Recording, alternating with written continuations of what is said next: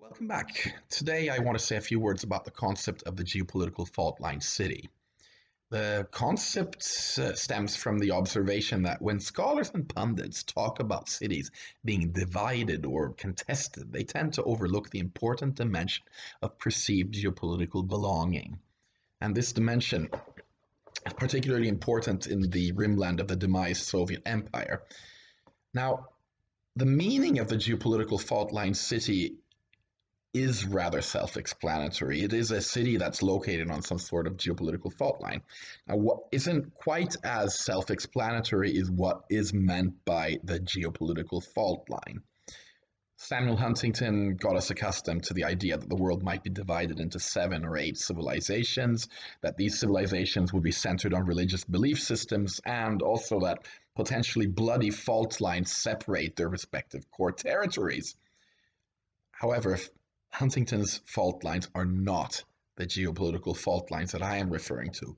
Geopolitical fault lines are areas of heightened geopolitical contestation where ethnic or religious conflict may, of course, exist, but where if it does, it is not the main issue.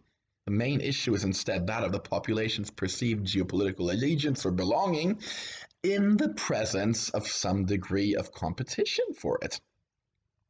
Now, in extreme cases, geopolitical tropes and discourses can hijack regular political deliberation, steering it away from the politics of practical things where fact-based consensus is at least theoretically possible. And as a result, subject matter of political debate moves into an area where common agreement is neither likely nor necessarily desired.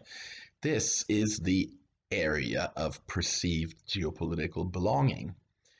Now, such geopolitically flavored political environments are, of course, likely candidates to be preyed upon by external actors competing for geopolitical influence. When you talk about divided cities, you typically think of iconic sites of ethnic or religious segregation, or perhaps conflict. It could be places like Sarajevo, Belfast, Mostar, Jerusalem, perhaps even Cape Town, Johannesburg. These are violent and heavily segregated cities, in other words. And conflict in these cities is pretty much local, even though it may have regional or it may have global ramifications, which is, of course, the case in Jerusalem. But what if global or at least regional scaled conflicts between different geopolitical dominions are actually reproduced locally? What kind of urban conflict would that be? It would be a conflict based on narratives and practices associated with broader geopolitical storylines. And it would create not only severe political tensions at the urban level, but it would also create all sorts of conflicts, both overt and silenced, and even within individual families. These tensions lie at the core of the idea of the geopolitical fault line city. Geopolitical fault line cities represent a setting where existing or potential urban conflict is qualitatively distinct from that present in the, so to say, classic ethno-nationally divided city, which is known from the literature. Nevertheless, the geopolitical fault line city should be seen as a conceptual tool rather than as a distinct or a fixed entity. Obviously, the distinction between classic divided cities and geopolitical fault line cities is absolutely not absolute. And cities may be divided both ethno-nationally and in relation to the geopolitical preferences manifested by their inhabitants. That said, I think the conceptual distinction is, in fact, a useful one because it improves our understanding, or our ability to break down the root causes of conflicts, in addition to explaining extraordinary conflict in places where ethno-national divisions are relatively unimportant or perhaps even absent. Again, in classic divided cities, the character and the origin of the conflict is largely local as it relates to social and spatial justice concerns. It could relate to discrimination, security concerns, concerns related to political representation. In any case, for this reason, it is somewhat predictable. On the other hand, in geopolitical fault-line cities, conflict focuses on issues that are located at a different scale. Things like geopolitical alignment, foreign policy direction, the overall character of government. These are disputes that are in fact largely scripted elsewhere, which makes them way more volatile. And so at this point, you may be wondering, which cities are geopolitical fault line cities that are not necessarily ethno-nationally divided?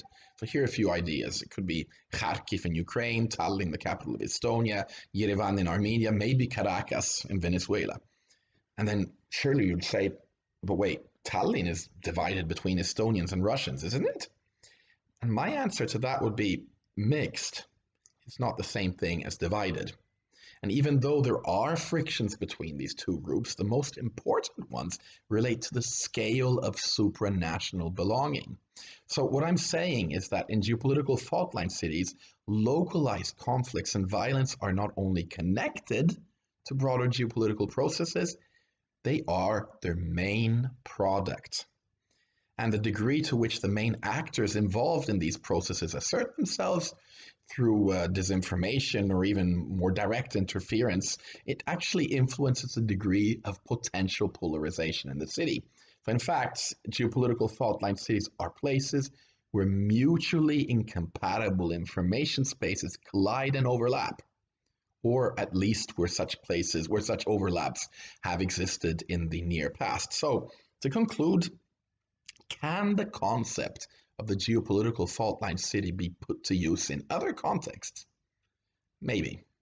Maybe because all contexts differ, and what is sure is that the matter of belonging to supranational imagined communities needs to be given far more attention.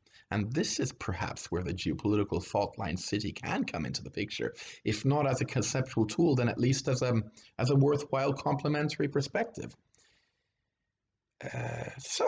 Finally, if you are interested in learning more about the geopolitical fault line city, the main publication that introduces the concept is called Geopolitical Fault Line Cities in the World of Divided Cities, and it was published in the journal Political Geography in 2019 by me.